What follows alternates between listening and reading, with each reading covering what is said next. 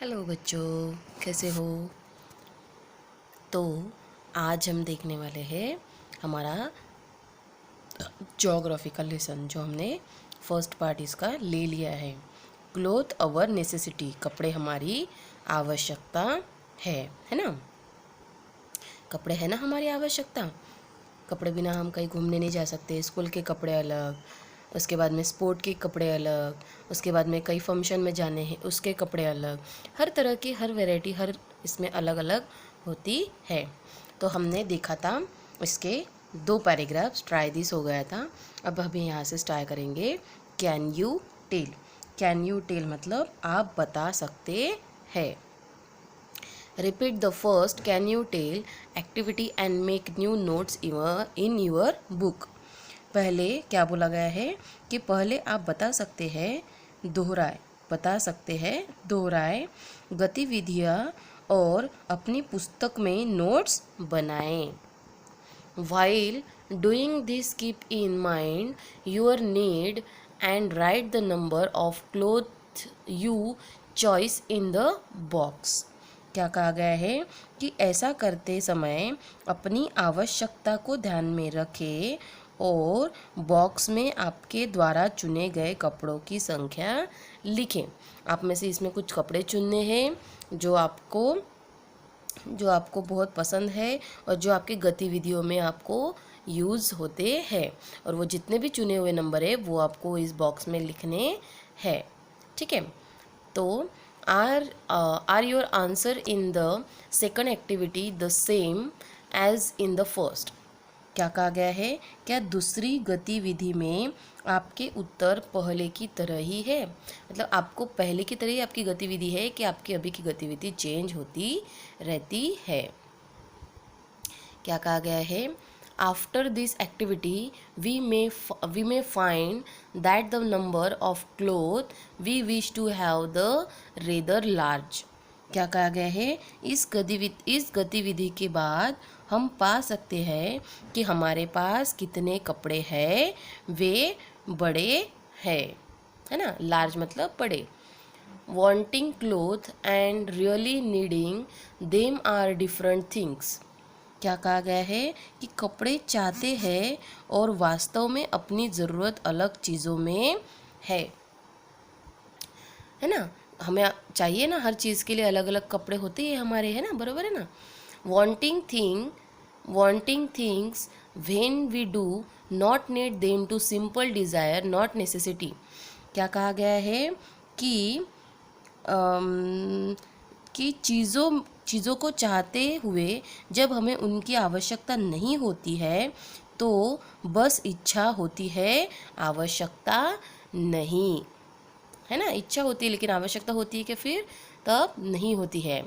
We see many advertisement on TV holding etcetera and we are attracted toward the cloth show in the them. This attraction can turn into greed. क्या कहा गया है कि हम TV जैसे जमाखोरी आदि पर कई विज्ञापन देखते हैं और हमें उनमें दिखाए गए कपड़ों की ओर आकर्षित होते हैं। यह हमारा आकर्षण हमारे लालच में बदल सकता है। देखो क्या कहा गया है कि टीवी में जो भी एडवर्टाइज देखते हैं हमें अच्छा लगता है ना, वाह इसकी साड़ी कितनी अच्छी है, इतना ड्रेस कितना अच्छा है, इसका टॉप कितना अच्छा है ना। तो इससे क्या होता है, हमारा जो उसके अंदर जो अट्रैक्शन होता है वो क्या होता है, बढ़ जाता है और हमें क्या करता है, एक लालच में बदल देता है और हम वो कितने भी कपड़े हो हम वो खरीद ही लेते हैं।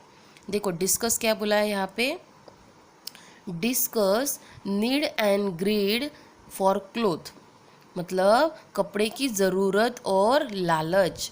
Need and greed for cloth, कपड़े की ज़रूरत और लालच।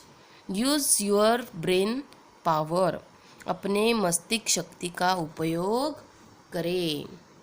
किसके लिए, देखो यहाँ पे बताया गया है, Rohan and Sania have many clothes but they do wear many of them. Now they are wondering what they would do with all these clothes. Help them to solve their problem.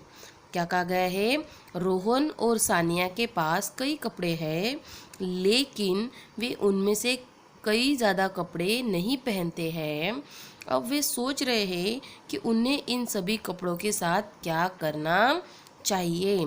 उनकी समस्या को हल करने के लिए उनकी मदद करें। देखो, अगर अभी अपने पास ऐसे, ये रोहन और सानिया को छोड़ो, हम अपनी बात करते हैं, ठीक है। अगर हमारे पास बहुत सारे कपड़े हैं और उनमें से अगर ज़्यादातर कपड़े हम नहीं पहनते हैं तो हमें क्या करना चाहिए, हमें किसी ज़रूरतमंद को वो कपड़े देने चाहिए, या फिर जहाँ पे वो मतलब जो अनाथ आश्रम रहते हैं या फिर वृद्धाश्रम, जो भी रहते हैं, अपने लेवल के कपड़े के हिसाब से उन्हें वहाँ पे दान करना चाहिए।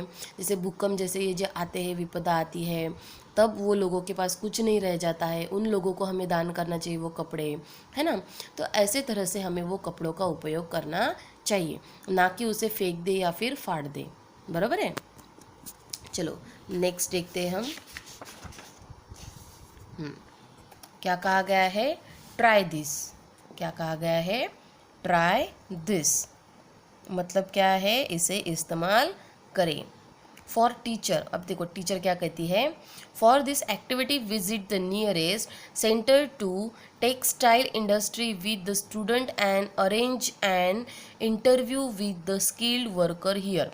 क्या कहा गया है कि शिक्षक के लिए इन गतिविधियों के लिए क्षेत्रों के साथ कपड़ा उद्योग के निकटतम केंद्र पर जाए और वहाँ कुशल श्रमिकों के साथ साक्षात्कार की व्यवस्था करें। मतलब वहाँ के जो वर्कर है उनसे बात करें और उनको पूछे कि वो कपड़ों के लिए कैसे कैसे कपड़े तैयार करते हैं, किस तरह से करते हैं और किस किस वजह से कौन से पैटर्न के करते हैं। During the interview obtain information about the following point. साक्षात्कार के दौरान, इंटरव्यू मतलब साक्षात्कार के दौरान निम्नलिखित बिंदुओं के बारे में जानकारी प्राप्त करें। अब किसके बारे में जानकारी प्राप्त करना है, देखिए। First, what industry is this, यह कौन सा उद्योग है। ऑफ कोर्स ये कपड़ों का ही उद्योग होगा ना, है ना। तो क्या क्वेश्चन पूछने हैं हमें, व्हाट इंडस्ट्री इज दिस मतलब यह कौन सा उद्योग है। Number 2, what is the product of this industry मतलब इस उद्योग का उत्पादन क्या है, इस उद्योग में किस चीज़ का उत्पादन होता है ना। देखो number 3, what raw material is use the product this fabric मतलब क्या कहा गया है कि इस कपड़े का उत्पादन करने के लिए किस कच्चे माल का उपयोग किया जाता है। क्योंकि हर चीज़ जो भी होती है उस चीज़ का कोई ना कोई इस्तेमाल जब करते हैं तो उसका इस्तेमाल कच्चे चीज़ के लिए भी, मतलब वो कच्चे चीज़ से वो पक्की चीज़ बनती है ना, रॉ मटेरियल से वो जो रियल मटेरियल है वो बनता है। इसलिए इसमें कौन सा रॉ मटेरियल यूज़ किया जाता है वो पूछते हैं। Number 4, where does the raw material come from मतलब कच्चा माल कहाँ से आता है। Number 5, in what from is the raw material obtain क्या कहा गया है कि number 5, in what from is the raw material obtain. Number 5, किस चीज़ से प्राप्त कच्चा माल है। पहले कहा गया कच्चा माल कहाँ से आता है, अब वो कच्चा माल कैसे होता है या किससे बनता है वो पूछा गया है। Where is the finished product sent from sale मतलब तैयार उत्पादन को बिक्री के लिए कहाँ भेजा जाता है। Number 7, in which season are these textile mainly use मतलब किस मौसम में ये वस्त्र मुख्य रूप से उपयोग किए जाते हैं। Number 8, what kind of worker are needed for this industry मतलब क्या कहा गया 9 नंबर, ये मजदूर कहाँ से आते needed for the industry 8 number का है, इस उद्योग के लिए किस प्रकार के श्रमिकों की आवश्यकता है। Number 9, where do this worker come from मतलब ये मजदूर